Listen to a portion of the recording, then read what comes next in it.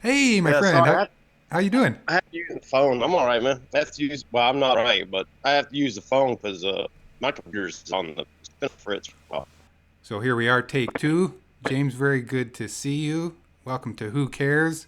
Tell me a little bit about yourself and why do you care about what's going on in the world? I've done it for a while. Okay, so here we are. We're going to try it again just with audio. Sorry, we're having a little bit of technical difficulties from a couple of old Okay. techie guys trying to Well, I figure. mean, I think me and you both have had the life of when we fix it with duct tape Right? and get it along a little further. So, So you've had a little bit of a um, life, James. You've been all over the world. You hail from Georgia. You've got a tremendous amount of life experience. You're super talented and creative. Wonderful guy. You were great to have as a neighbor here in Edmonton, and we miss you dearly. So I was excited when you said you'd like to be on the show.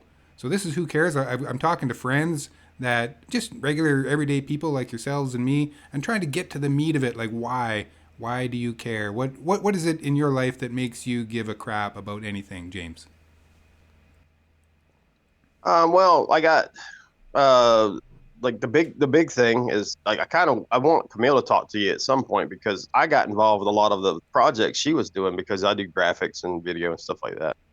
So she's doing the stuff with pangolins and working with other people. So I'm doing stuff too, doing coloring books and bringing up awareness and things like that for endangered animals, which is to me is a big deal. And then simultaneously, I care because I hear lately I care a lot more. I at least to get a lot more angry. I'm sure, like on Facebook, I went on a huge rant on purpose to try to get banned because I don't want to be on Meta. And yeah, I'm done. They don't want me there no more, and that's fine. So, but I'm just tired of all the. I think even the late night hosts are getting. It's not that I don't care; you just get sick of it, Mm-hmm. especially with the Trump stuff is what I'm basically talking about, So I and want to not to touch in on that mention, because it's going to be very obvious for our viewers and listeners that you've got a very strong Southern United States accent, yeah, and I sound like us Conan. Canadians we like to think we're fairly smart and fairly worldly, but most of us are going to think, wow, Southern white guy, he's got to be a Trumper. So how does that jive with Yeah. your friends and family? Oh, I would say 90% of them can't stand it. Family's different. I come from a family of one side's highly uneducated and one side's highly educated. And I'm not going to tell you which ones pick which, but you're pretty sure that you can figure that one out. I mean, it's like the highly educated kind of voted for, Kamala Harris. Um, so I mean, I've lost a lot of friendships over it. I But lost a lot of friendships. you were growing up back in the '80s, early '90s, I guess, down in Yeah, Georgia. Would 70s. Woohoo! Jimmy Carter. There you go. So Um, you would have been a wee lad when he was president, or what? Yeah, I remember. I think I was in first grade when it was him against Reagan, and being in Georgia, people would run around and say Reagan, Reagan. I'm like, no, Jimmy Carter, because he's a Georgia boy. And then later on in life, you find out that you look back on Jimmy Carter's life and go, good Lord, what did he not do? Um, So when you so were when you I were don't know. growing up in Georgia, did were you kind of were you just like everyone else? Were you fitting in fine, or were you a bit of a an outcast Oh with? no, I was a total anarchist, crazy punk rock kid that I grew up in downtown Atlanta for a chunk of my life. So I grew up around a lot of black folks, African Americans, listened to a lot of rap music, a lot of Hispanic folks, Latino, Cuban. Yeah, we all kind of hung out and nobody cared about anything. I was like the token white kid, but they didn't treat me any different. Not after a while. But But you then I moved gravitated from towards there. punk rock and not hip hop, for example. Well, I did. I listened to a lot of hip hop. Then midway through that, my cousin um kept giving me like Led Zeppelin albums and the Beatles and Rush. Fell in love with Rush. Kim Mitchell. There's some Canadian folks out there. Not to mention, I had Anne Murray on a little 45 record as a kid. I would sing Snowbird. But But but you wouldn't be able to tell your friends that. You'd probably get I beat on. still I didn't care. I'd tell them anyway. But then my mom, my parents got divorced, and my mom, we moved way up North Georgia, which is really rural. So it was all white guys with cowboy boots. So I kind of was listening to stuff like Metallica at the time. Metallica leads into the Misfits, and so you kind of go backwards in your history into Dead Kennedys and Black Flag and stuff. And so I really hated country people. Uh, didn't mind anybody of any other kind of ethnicity. Did never bother me. It was just the guys up there who were just like stupid, and they had like we always called them husbands because they were like husbands, but who they married were their cousins. So when you were So coming up, and you got into the punk rock scene, is that when you started to get into a little bit of mutual aid work in your community, or was that always something that was a part of you and your family growing up? oh no, that was the punk thing. Yeah. After high school or in between all of that, I used to work with the FFA a lot, which kind of starts, which was like the chicken queues. It's something you guys may not do up here. FFA is Future Farmers of America, and you would go cook these half chickens on this big thing and cook all these sides, and people would come buy them for like $5 a meal. You get half a chicken and some other stuff, but the money would go back into projects for like local community stuff or building something or even the FFA, to kind of do it again next time. But then with the punk stuff, we started. My family didn't celebrate holidays. We didn't. I'm an only child, so Thanksgiving was me and my dad, or Thanksgiving was me and my mom, which meant we'd go to a place like Waffle House. It's open 24 hours a day. Well, I decided on Thanksgiving I'd start go volunteering for Hosea Williams, um, who used to feed the homeless on Thanksgiving. Hosea Williams was part of the civil rights movement. Big guy in Georgia. He was there with Martin Luther King. Uh, he's just an old grandpa kind of guy. I got Hosea. to meet Louis, huh? Hosea? Hosea Williams. Yeah, you can look him up. He's Gotta he's write it down. done some things, but he's also notorious for at times he was the town drunk, I guess, for Atlanta. He drank a lot and did some dumb stuff, but for the most part, he always had a good heart. Um, so I got to go down there. I would work with him. He would come and give you a big hug. I'd be the token white guy down there, but it never seemed to bother me. And I got to meet Louis Farrakhan, which he was nice to me, which apparently I didn't know who he was at the time, but he didn't like white guys. I just happened to, I guess, that day. All I know is he was a little bitty man with the giant Muslim Brotherhood walking around him that swear to God I was going to get beat up by somebody. But no, they're well dressed, very nice and polite. And we did it at Turner Field, which is where the Braves play, because Ted Turner used to let them use it and donate a bunch of money to. Ted Turner did a lot too for Georgia. He's a lot nicer than people probably make him out to be, but Yeah, he is from also crazy. yeah, and his wife is fairly active still. Oh yeah, Is Ted Turner still alive? yeah, yeah. Yeah. He sold everything to I think the Time Warner, and he's totally out of the TV biz. And then Jane Fonda, they're divorced, but I think Jane Fonda still does activism. I believe that she still is. She still is. When So you first got involved with FFA, did you get right into cooking with them, or did you have doing other things? 'Cause I know I've had your food. You're an excellent no, cook. it was FFA. You started out doing stuff like parliamentary procedures and stuff like that. So you go in there and they would teach you how to do, like, I was an electrical wiring contest. And it was like farming things that you would do if you wanted to be a farmer or help around the house or something. But you could get a degree, you could get a technical degree in it in high school and move forward. But you could do stuff like you'd do that. We would do the cook stuff because it was easy. But me and my buddy Mike, who was also in the band with me we were kind of the two misfits, but the teachers knew we were intelligent. So 9 times out of 10, when it came to those kind of classes, he'd go, "Okay, you two," because instead of us making trouble, he would pull us aside and go, "I really believe in you. Could you go do this one thing? Go over here with a torch and cut this barrel in half." Or something. And so there was a lot of teachers that would kind of figure out, oh, if we give them something to do that's kind of above everybody else's range, just slightly, they have to use their brain, they won't cause problems. Not to say we didn't cause problems, but it was a lot of stuff. You learned how to work on vehicles, you learned how to maintain tractors, how to plant food, how to do all that stuff, how to wire, yeah, like fix your electrical outlet. And then were you I able don't know if to they. were you able to use any of those skills back in your home or in your community Oh or yeah, yeah, absolutely, yeah. Because I mean, it's like simple stuff, and then we kind of knew how to change oil in vehicles and stuff. But he'd be like, "Hey man, we need to go change the oil in a tractor. You want to go do that?" And go, "Yeah." And also, he was a baseball coach. He was one of the baseball coaches, so I played baseball on and off. So um, I was good at that sport. I can't stand watching it. tell me about some of the opportunities you had volunteering that turned into something more.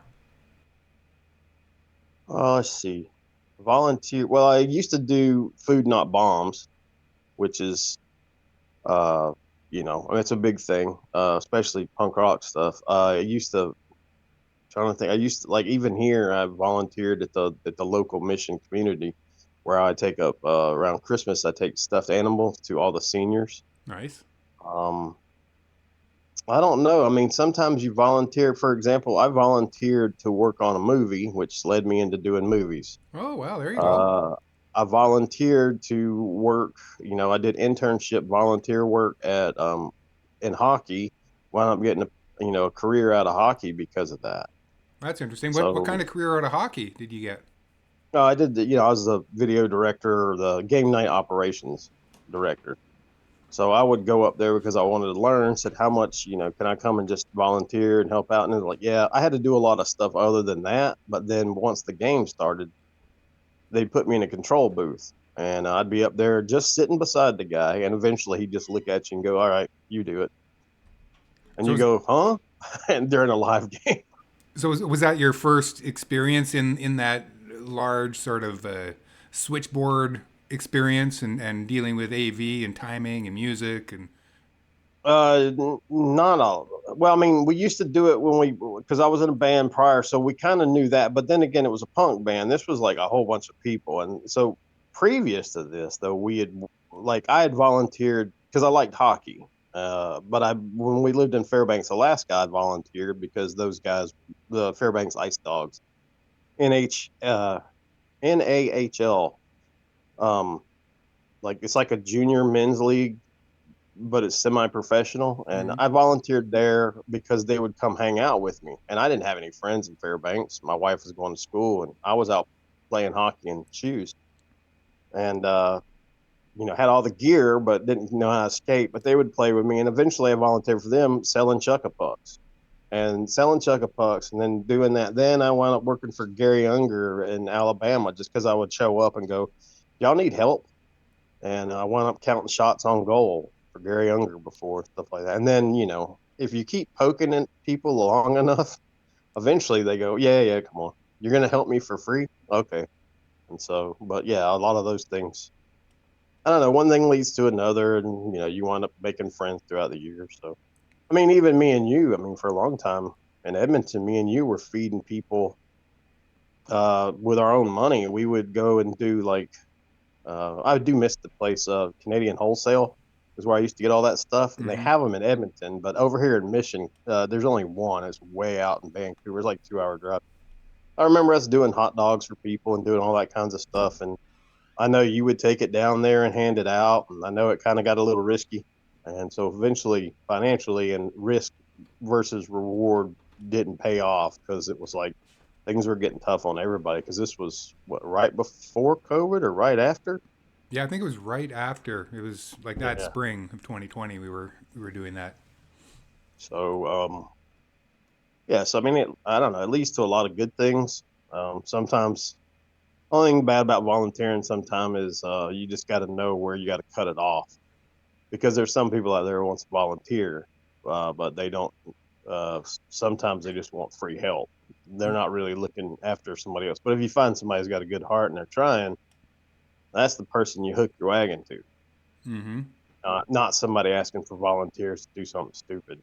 And you've done both. You've kind of been self-directed. Uh, You've run some things on your own, helping people out in your community, and also plugged in yeah, with we other do. groups.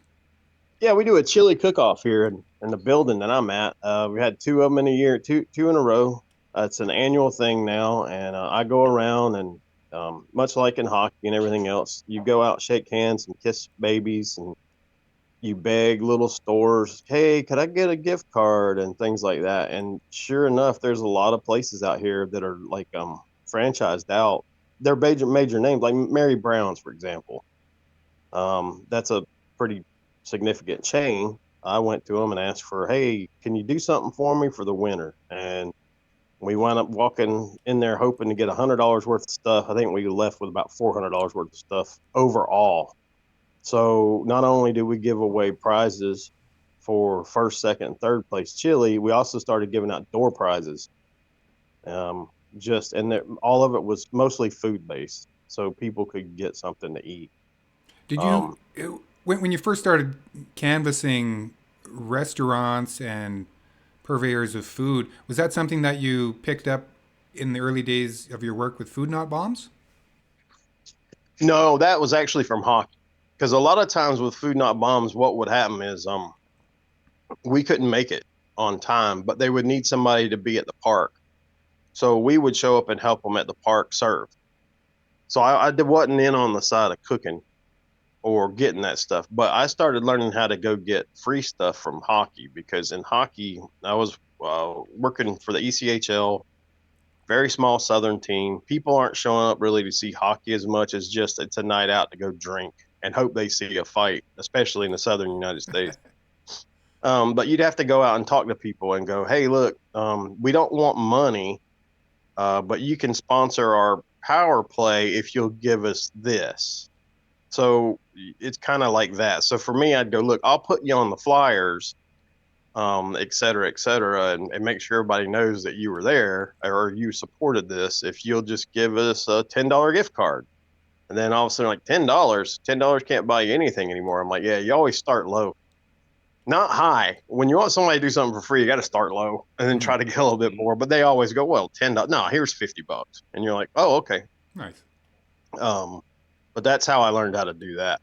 Um, just because I was going with people who were selling tickets and stuff. So when I worked in hockey, me and my wife, me and Camille, we didn't have to pay for a dentist. We didn't have to pay for physical therapy. We didn't have to pay for anything. And you have to pay for all that stuff in the States.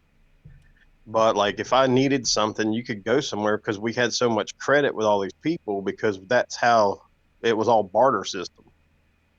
But I remember just, you go to a chiropractor for free and it was kind of cool.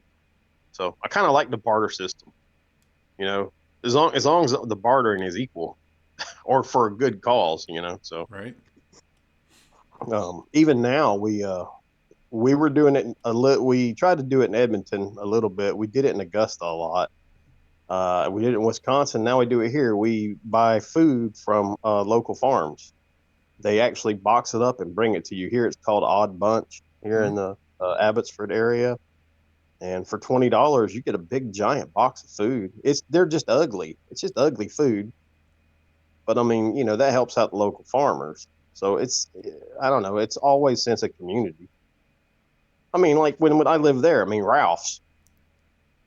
I mean, I'm sure you've talked about Ralph's. There was a time I went in there and didn't have any money and forgot that I didn't have any money. I thought I got paid, and he just looked at me and said, "Just take the stuff, keep the receipt, and pay me whenever you got it."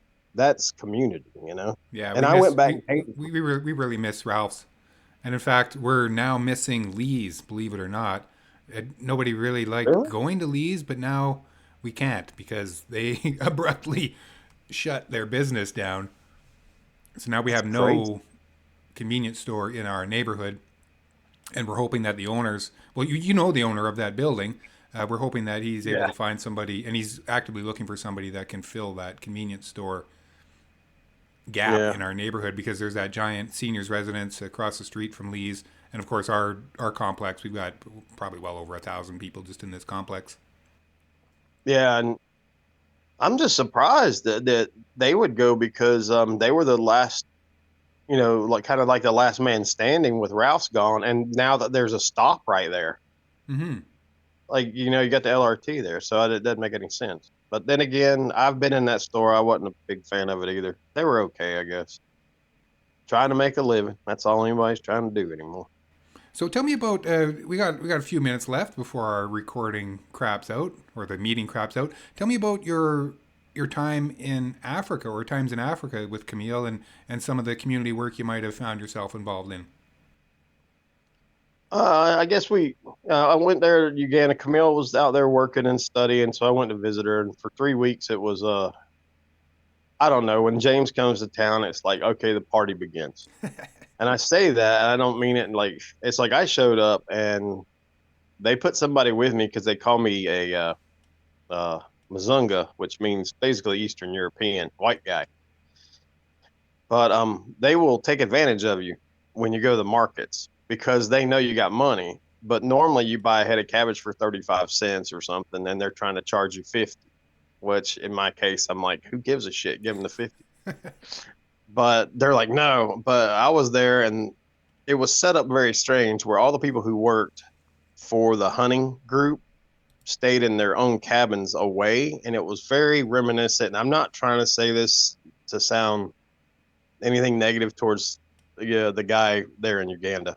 It was set up like old school slave shacks in the South. When you go to museum places, it'd be like the main people stay up here in the plantation, so to speak. They weren't plantations, but it was like nice housing, running water.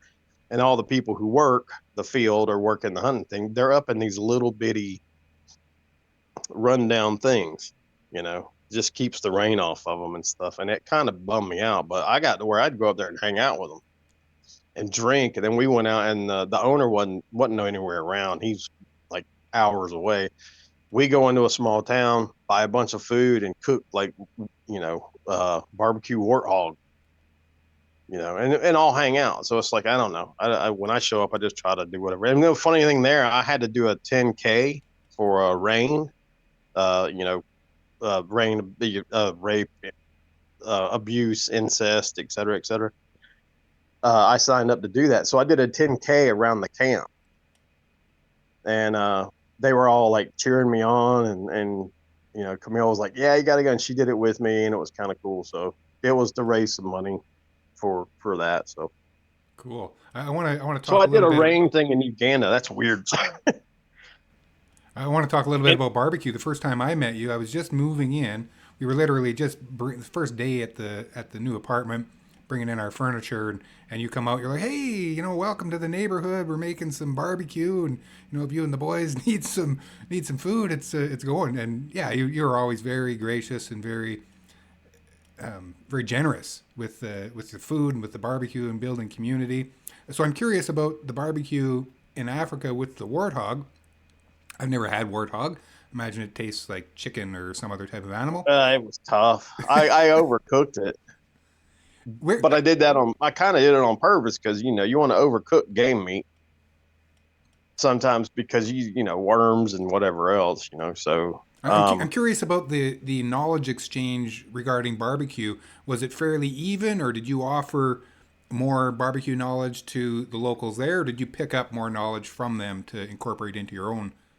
it was both. Um, I'll tell you a funny thing. We were there. There was no chef.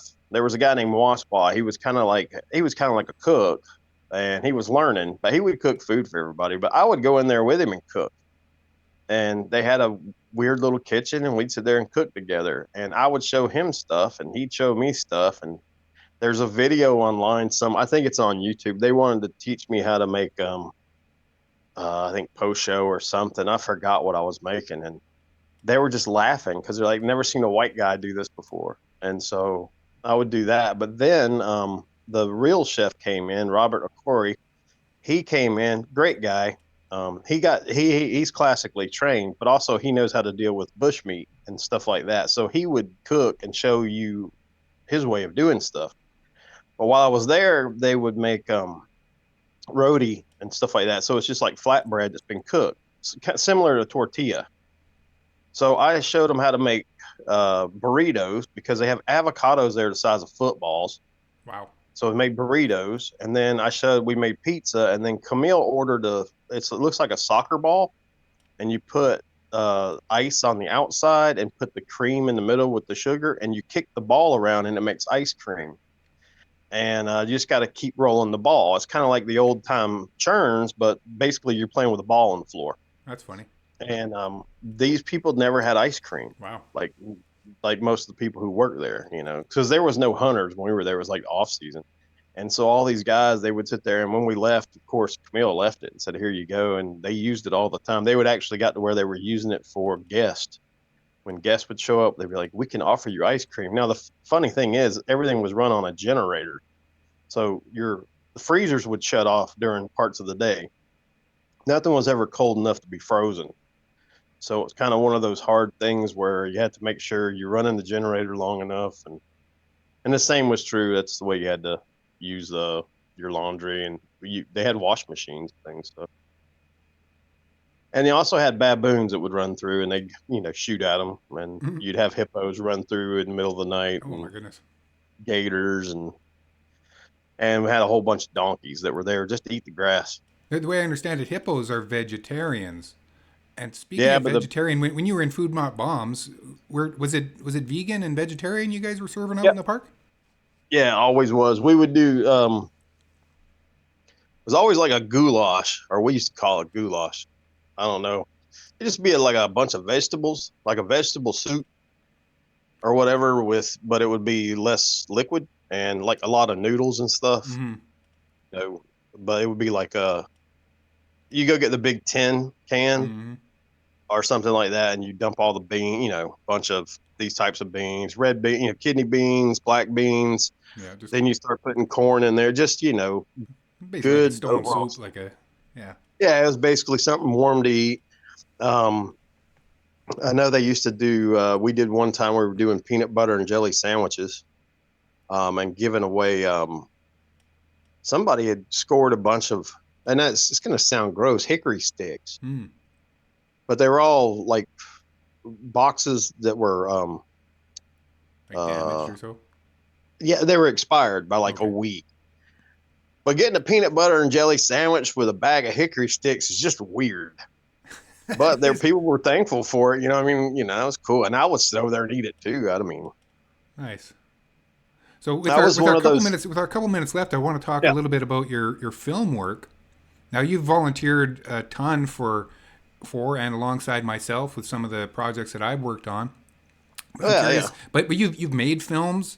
You've worked on different films. I want to talk. What's cooking? What's coming up in the future? Do you got any scripts in development? You got any films on the go? No, no, I've kindly backed out all of that. Really, it's I got to film a little bit of the stuff for Camille. She's gonna be doing trying to do a talk about statistics um for a big convention coming up. And I do graphic work now for her company, basic things like business cards and things like that when they need something. But I haven't really looked into filming anything. I mean, I'm a lot less wanting to film because I don't know. It's like I think Kevin Smith said it best. It's like Atlas pushing that rock up the hill. As much as you love the feeling of getting to the top of the rock, boy, you really hate pushing it. And it's like, man, it takes a lot to start it and go through it. So I tried not. Until something huge comes along or I get a phone call. I do get phone calls. I got a message this morning from New Orleans asking me to come be a camera guy for an MMA show. There you go. Oh, that's something For else that we didn't talk about. We didn't talk about your wrestling career. You're so prolific. So I got about 45 seconds or so, maybe a minute or two. Any final thoughts about Who Cares and anything, bits of wisdom or something you'd like to leave our audience? Yeah, I'll say this really quick. I love professional wrestling. The reason why it was crazy and it was fun and goofy, even if you knew who was going to win or lose. The sad part about that is now I think between politics and pro wrestling, wrestling's the thing that's real now. You can put your faith in pro wrestling, you can't put your faith in politicians. Because at least in pro wrestling, somebody loses and somebody wins, and that's and hopefully you go home happy afterwards because it's a bunch of fake people, not fake. They're athletes and they're entertainers beating the crap out of each other in the ring for some reason. That's the way this whole thing should be handled. Just put them in a cage. That would be exciting. But who do I we bet you. who do we put in the cage? I guess it'd be like a tag team. We got Trump and Musk, but who would we put up against them? Oh, I don't know. I mean, I would put Kamala Harris in there. I think she's pretty tough. Obviously not Joe Biden, because he's slightly old. You can put Trudeau in there with him. Not that I'm not a big fan of Trudeau, but then again, I'm not really a Canadian citizen. I don't have a much to yell But about. But did you ever see that fight that Trudeau did with Senator Brazeau? no, Oh, you should look that up on the YouTube. they It's did a real fight. yeah, they actually boxed in the ring. Oh wow! Oh, I'll check that out. And no spoilers, I'll let you check that out. It's fairly entertaining. So, oh yeah, but yeah, that's cool. Well, that's fantastic, James. I'm super stoked that you took the time to be on the show this morning and help me through, or at least endure some of the technical difficulties, and we got something in the can here. That's wonderful. It's great to hear Oh, some of it's your my stories. fault. Sorry.